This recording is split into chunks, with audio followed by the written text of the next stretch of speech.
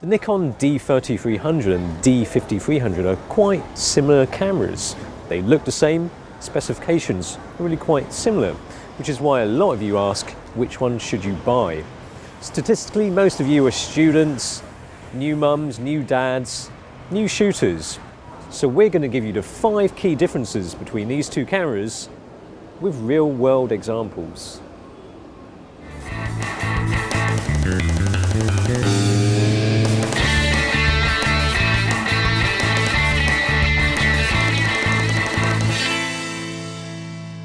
In terms of the body design, they're quite similar. They both come in 3 different colours.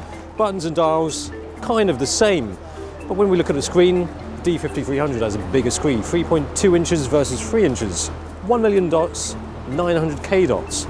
But the D3300 has actually got a bigger viewfinder, 0.85 times magnification over 0.82. Not really a big difference though. The real biggie, 5300 has this.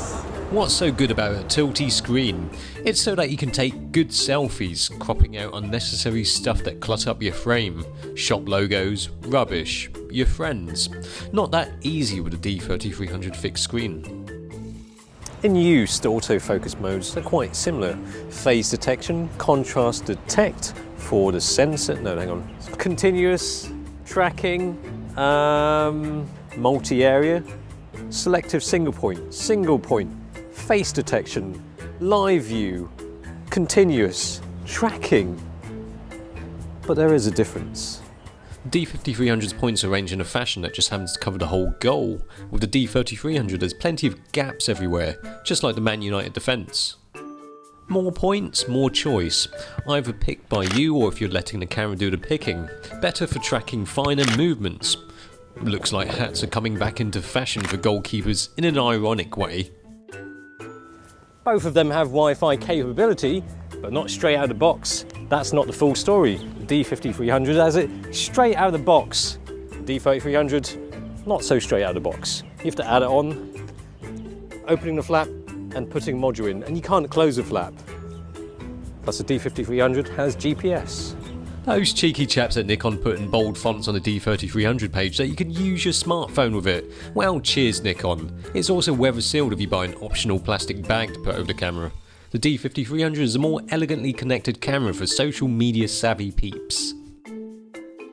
Also with a Wi-Fi ready D5300 you can crop out the need for friends completely and take photos by yourself of yourself.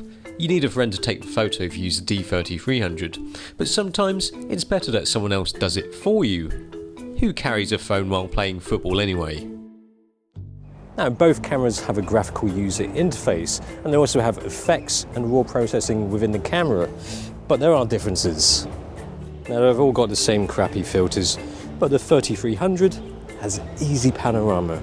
Easy by name, not always easy by nature. Easy. No.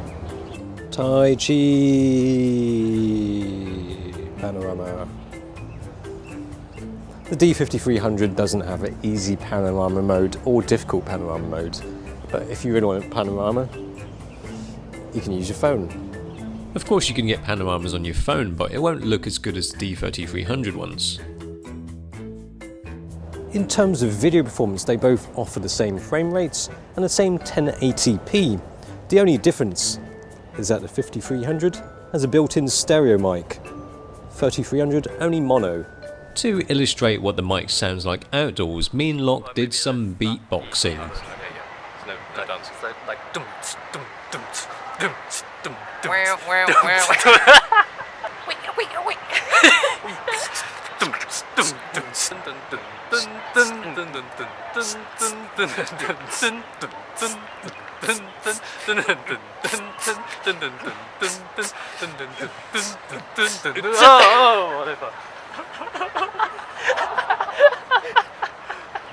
Yeah, anyway, they look similar, feel similar, and shoot quite similar. There are subtle differences that set them apart slightly. The D3300 is a stripped down, good enough for photos and video version. It's for people who don't care about having that slight extra ability, or integrated Wi-Fi capability, obviously. the D5300 is just that little bit step further into the photography enthusiast side, so you'll probably know if that little bit extra is worth a little bit extra cash.